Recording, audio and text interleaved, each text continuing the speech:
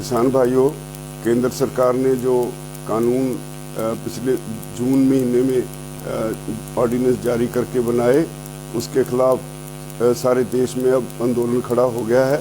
और आंदोलन जब अपनी शिखर पे पहुंचा तो आपने देखा होगा कि कैसे सरकार ने अपने हथकंडे इस्तेमाल करके इस आंदोलन को तोड़ने का हर यत्न ही नहीं किया और इसको एक गहरी चोट पहुंचाई। ये बात आपके समझने की है कि हमारे लिए एक बैरिकेड लगाया गया, जहां से आगे हम नहीं जा सकते थे, लेकिन सरकार हमसे 17 दिन बाद 13 दिसंबर को कुछ लोगों को दिल्ली की तरफ से लाके उन्हें बिठा दिया। उनको कोई बैरिकेड उनके सामने नहीं लगाया गया और उन लोगों के साथ ही ये सारी साजिश रची गई। और एक लखा सिधाना बीजेपी का, आरएसएस का खास आदमी है, और लखा सिधाना नहीं, दीप सिद्धू आरएसएस का खास आदमी है, और एक लखा सिधाना उसके साथ मिला हुआ है। उन्होंने पंजाब किसान मजदूर संघर्ष कमेटी के नाम पे जो एक जथेबंदी बनी हुई है, उन लोगों से सांठ-गांठ करके इस सारे आंदोलन को गहरी चोट पहुंचाई है। हमने 25 तारीख को उस किसान संघर्ष कमेटी के अगुआ सरवण सिंह पंधेर से लंबी मुलाकात करके उनसे बार बार प्रार्थना की कि इस आंदोलन को बचाओ, सारे इकट्ठे होकर लड़े, लेकिन वो नहीं माने। और रात को 10 बजे पुलिस के उच्च अधिकारी उनसे बात करके जाते हैं और सुबह उनको हमारे से पहले ही लाल किला की तरफ तोड़ देते हैं। जब हम अपने रूट पे चले तो हमारे लिए पुलिस सामने खड़ी होके रूट एक तरह से बंद कर दिया। हमारे बार बार कहने के बावजूद वो कहते रहे कि सीधे चले जाओ। लाल किले की तरफ पुलिस खुद भेजती रही। हर नाके पे यही हुआ और पुलिस सरकार एक्सपोज हुई।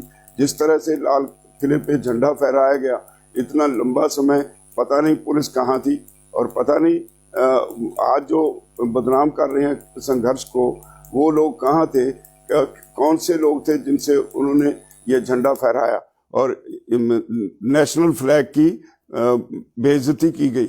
हमें इसका बहुत खेद है। हमने, हालांकि हमारी इसमें कोई गलती नहीं, क्योंकि आंदोलन की शुरुआत हमने की थी, इसलिए कल हमने प्रेस कॉन्फ्रेंस करके इसके लिए भी अपनी इखलाकी जिम्मेवारी समझते हुए माफ़ी मांगी देशवासियों से कि अगर किसी ने भी इस आंदोलन का नाम लेके नेशनल फ्लैग की बेअदबी की है तो हम उसके लिए हमें खेद है।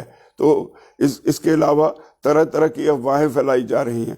किसान आंदोलन किसानों का है और किसानों के भविष्य की बात है, और इसमें कुछ स्पीचेस हमारी, उसमें एक एक लाइन उठा के हरियाणा में हमारे भाइयों को भड़काया जा रहा है। मेरा कतई इसमें कोई ऐसी मंशा नहीं थी, क्योंकि मैंने 1978 से हरियाणा में यूनियन खड़ी करने के लिए सबसे पहले रिसालदार बलवीर सिंह, मास्टर केरी सिंह, मांगेराम मलिक जैसे जो किसान लीडर्स थे जो अब दुनिया में नहीं है, उनके साथ मैंने काम किया और हरियाणा में किसान संगठन खड़ा किया। और ये कैसे हो सकता है कि मैं हरियाणा के अपने ही भाइयों के खिलाफ कोई बात कहूँ? मेरा ऐसा कोई कतई मंशा नहीं। हाँ, कई बार अपने बच्चों को समझाने के लिए कुछ कहना पड़ता है। इसका मतलब ये नहीं कि हम उनके खिलाफ हैं या हरियाणवी भाइयों के खिलाफ हैं। मैं फिर भी अगर किसी भाई को इससे दुख हुआ, उसके लिए मैं खेद प्रकट करता हूँ, लेकिन मैं एक अपील करता हूँ। ये आंदोलन बहुत तेजी से आगे बढ़ रहा है और ये इससे हमारी भविष्य की किस्मत जुड़ी हुई है। इसलिए मेरी निवेदन है, ये बातें सब भुला के, अगर आपको कष्ट हुआ उसकी क्षमा करके सभी दोबारा फिर इस आंदोलन में उसी जोशो खरोश से शामिल हों जैसे पहले हरियाणा और पंजाब दोनों भाई इकट्ठे अलग अलग बॉर्डर्स पे बैठे थे। यूपी वाले अपनी जगह बैठे थे, उत्तराखंड के लोग बैठे थे, मध्य प्रदेश के लोग बैठे थे, महाराष्ट्र के लोग बैठे थे, सभी देश के अलग अलग राज्यों से लोग बैठे थे, लेकिन पंजाब और हरियाणा की संख्या सबसे ज़्यादा सी। और ये पंजाब और हरियाणा ही इस आंदोलन के साथ देश की किस्मत बदलने वाला था। लेकिन सरकार अपने षड्यंत्र में कामयाब हुई। वो एक गहरी चोट पहुंचाई गई।